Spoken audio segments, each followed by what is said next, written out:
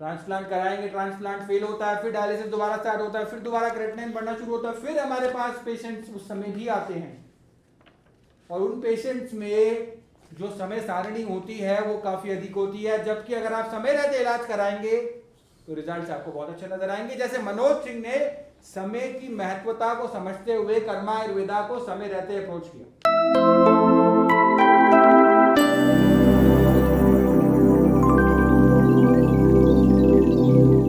नमस्कार दोस्तों, आज हम एक पेशेंट से और जुड़े हैं जिनको एक गंभीर किडनी की समस्या थी। जी हाँ, क्रेटिनाइन बढ़ रहा था और गंभीर समस्या पैदा हो गई थी, उत्पन्न हो गई थी, लेकिन आज उन्होंने उस समस्या को मात दे दी है। जानेंगे उनसे, उन्हीं की जुबानी है, उन्होंने कैसे किया। क्या नाम है आपका? नमस्ते सर, नमस्ते। मेरा नाम मनोज सिंह है।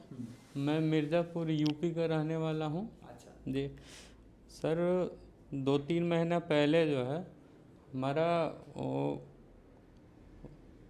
तबीयत ख़राब हुआ, बुखार था, टाइफाइड मलेरिया। उसके बाद में हमने दवा लिया। दवा लेने के बाद में पूरी तरह स्वस्थ हो गए, लेकिन हमको लगा कि हमको एक बार रूटीन चेकअप कराना चाहिए। चेकअप हमने कराया तो क्रिएटिनिन लेवल हमारा बढ़ा हुआ था सर। उस समय 1.21 था। तो जहाँ से हम इलाज करा रहे थे, डॉक्टर साहब का कहना था कि आप परहेज़ करिए, सही हो जाएंगे। हमने 1 महीना तक परहेज़ किया। 1 महीने बाद फिर हमने जब चेकअप कराया तो बढ़ कर के 1.61 हो गया क्रिएटिनिन लेवल, और हमें काफ़ी कमज़ोरी महसूस हो रहा था, सांस लेने में तकलीफ़ होती थी। फिर हम भाग करके दिल्ली आए।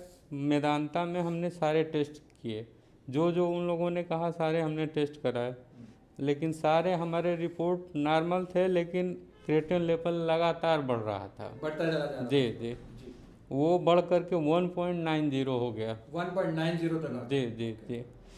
अब वहाँ से जब हम निराश हो गए तो आपका हमने ये टीवी पे देखा था, यूट्यूब चैनल पे, तो हम कहे कि एक बार प्रयास करके डॉक्टर साहब से मिलते हैं, देखते हैं शायद हमें कोई संजीवनी मिल जाए।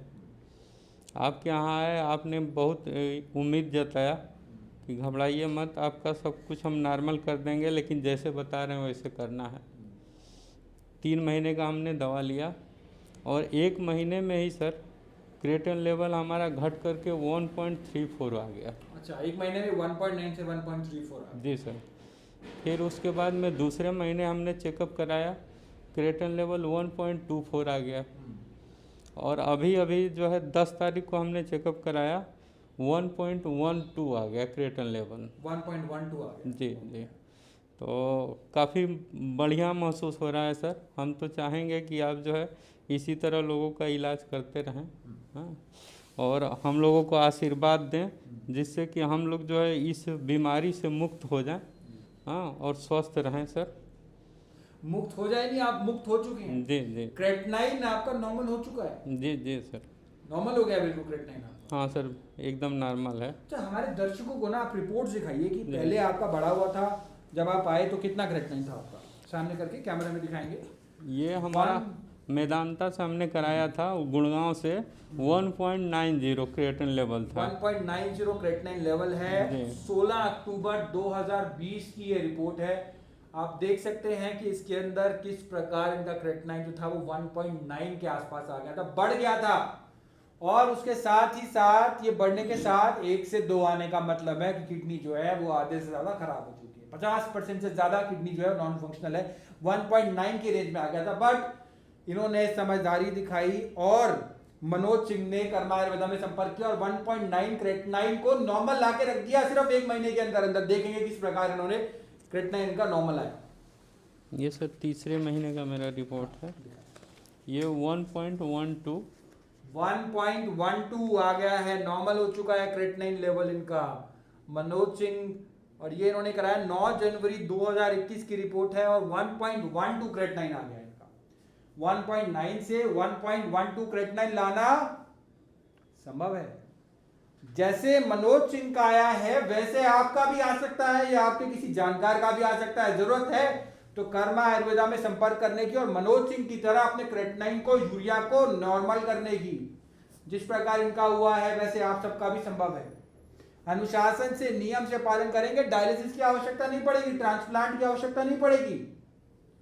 भाई ट्रांसप्लांट के बाद भी तो दोबारा डायलिसिस स्टार्ट होना है। ट्रांसप्लांट कराएंगे, ट्रांसप्लांट फेल होता है, फिर डायलिसिस दोबारा स्टार्ट होता है, फिर दोबारा क्रेटिनिन बढ़ना शुरू होता है, फिर हमारे पास पेशेंट्स उस समय भी आते हैं।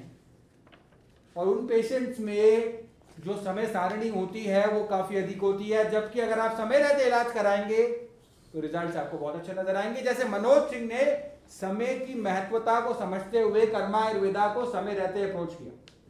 सर GFR हमने टेस्ट कराया था पिछले महीने तो 6.9 था, अभी हमने कराया है तो 9.1 है। दिखाएं, दे सर 91 है। ये 91 दिखाएं, पहले वाला भी दिखाइए। पहले वाला वहाँ कहाँ है?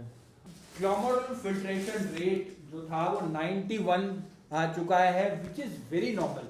ये रिपोर्ट ना आप मेरे अलावा ना किसी भी नेफ्रोलॉजिस्ट को दिखा दो, किसी भी वर्ल्ड के नेफ्रोलॉजिस्ट को दिखा दो, किसी south India, north India, waste India, east India, north east कहीं पे भी दिखा दो, सेंट्रल इंडिया में दिखा दो, या फिर वर्ल्ड के किसी कोने में दिखा दो, जापान में दिखा दो, अमेरिका में दिखा दो, कहीं पे भी दिखा दो, यूके में दिखा दो, वो भी यही कहेगा किडनी जो है वो नॉर्मल हो गई है। ये सर GFR है 6.65 है। हाँ 65 एस्टिमेटेड GFR है इनका, eGFR is 65। ये इन्होंने टेस्ट कराया है लगभग 11 जनवरी 2021 लाल पैथ लैब से कराया दे जी। नेक्स्ट अभी जो कराया वो दिखाएं।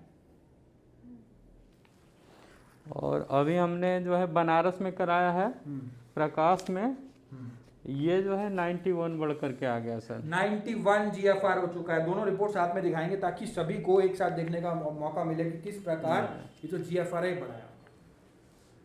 61 GFR 91 हो चुका है। 30 ml पर मिनट GFR में इंप्रूवमेंट आई, 30 ml पर मिनट। ग्लोमेरुलर फिल्ट्रेशन रेट इतना डायलिसिस के बाद भी नहीं आती, ट्रांसप्लांट के बाद भी नहीं आती। ट्रांसप्लांट के बाद भी क्रेटिनिन नॉर्मल नहीं होता, लेकिन आज मनोज सिंह का बगैर डायलिसिस, बगैर ट्रांसप्लांट के क्रेटिनिन नॉर्मल हो रहा है। आपको नजर आ रही है ना रिपोर्ट, क्लियरली आनी चाहिए सबको विजिबल, कैसे इनका 61 से 91 GFR हुआ है। मनोज सिंह मिर्जापुर बिहार, यूपी निवासी। जी यूपी। ये मिर्जापुर लखनऊ के पास पड़ता है? नहीं सर, इलाहाबाद के पास। इलाहाबाद प्रयागराज के पास। जी। तो बहुत अच्छे रिजल्ट्स आए हैं। फिजिकली आपको कैसा महसूस हो रहा है मनोज सिंह जी? सर बहुत स्वस्थ महसूस कर रहे हैं, हमको तो लग ही नहीं रहा है कि हम बीमार भी थे सर। अभी एकदम फिट हैं, कोई हमें परेशानी नहीं आ रही है सर। भूख भी बहुत अच्छी लगती है, हाँ चलने में कोई थकावट नहीं है। अब हम सीटिंग कर सकते हैं, पहले तो 1 घंटा बैठते थे तो ये पीछे में पूरा दर्द होने लगता था।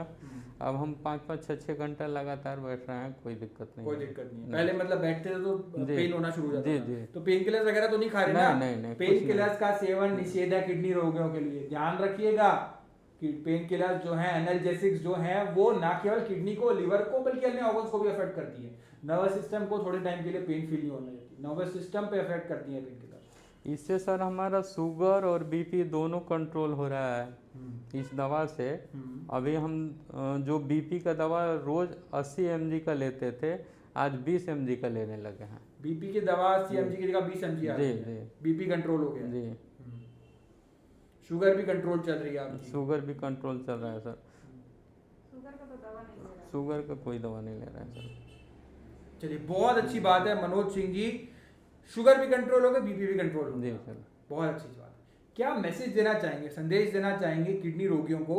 क्योंकि जो है ना, आपने जो समझदारी दिखाई है, बहुत से लोग ना वो सोचते हैं कि एलोपैथी ही एकमात्र सहारा है और हम तो वही कुएं के मेंढक हैं, वहीं पे हम जाएंगे। बाहर का लोग सोचते नहीं है। हमें तो निराशा हुई एलोपैथ से, हमें निराशा हुई एलोपैथ से, और हमको कोई रास्ता नहीं समझ में आया। और आपके यहाँ आए तो हमको ऐसे लगा कि संजीवनी मिल गई सर। मैं तो सारे लोगों से यही कहना चाहता हूँ, जिसे कोई प्रॉब्लम हो किडनी से संबंधित, तो वो सर से आकर के एक बार कर्मा आयुर्वेद में ज़रूर मिले और अपना समस्या बतावे। हमको पूरा उम्मीद है कि निवारण उसका होगा। यदि आप किडनी रोगी हैं, अगर आपने वीडियो अंत तक देख ली, एंड तक देख ली, तो आपकी ज़िंदगी बदल जाएगी। क्योंकि मनोज सिंह की ज़िंदगी जो है वो पूरी की पूरी बदल चुकी है और ये बिल्कुल नॉर्मल हो चुके हैं आज। बहुत अच्छे रिजल्ट्स नजर आए हैं मनोज सिंह जी। आप भी देख रहे होंगे किस प्रकार इन्होंने इस गंभीर बीमारी को मात्र कुछ महीनों में ही हरा दिया, जो कि एक असाध्य बीमारी कही जाती है, लाइलाज बीमारी कराई जाती है, और 5 साल 10 साल बाद भी कुछ नहीं होता उसका। बता तो रहे सर, पहली बार जब हम आए थे तो हम निराश थे एकदम। दवा खाने हमको के नहीं बाद- लग रहा था कि हमें रिजल्ट जो है पॉजिटिव मिलेगा, लेकिन आपके यहाँ आने के बाद में हमको एक संजीवनी मिल गई, लगा कि हमको काफ़ी रिलीफ मिल जाएगा। शुरू से ही हमारे मन में था सर कि आयुर्वेद में हमारा उपचार हो सकता है।